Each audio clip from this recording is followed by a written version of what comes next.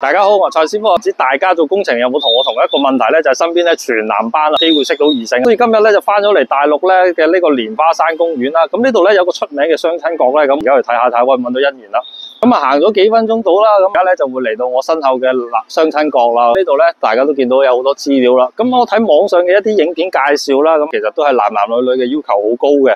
到嚟相親角啦，呢度咧就女生專區啦，有90年嘅開始，咁啊然之後去到側邊咧又有1970年嘅，咁啊然之後咧再去側邊咧，咁啊呢度有1980年嘅女士咧，咁都好多份資料啦。咁好似呢個女仔嘅情況，佢都係碩士啦，咁條件都係好鬼優秀啦。其實我見到大部分嘅資料都係差唔多啦。咁啲男女咧嘅條件都係好高啦，就好似另一個女仔咁啦，醫學嘅博士啦，咁其實個學歷都係好鬼誇張。咁啊佢哋家境嘅資料咧，咁都要求對方咧都係有咁嘅家境啊、收入啊、身高咧，咁啊其實都係難搞啲嘅。喺度睇資料嘅時候咧，其實佢哋啲爸爸媽媽咧就係咁過嚟問資料嘅。咁大部分嘅仔女咧其實都係冇過嚟嘅，咁佢哋啲父母擺資料嘅啫。咁啊佢哋啲父母一埋嚟咧，就基本上就第一句就係問你嘅年齡先啦。咁啊然之後咧就係學歷啊、收入啊、家境啊呢啲咁嘅條件啦。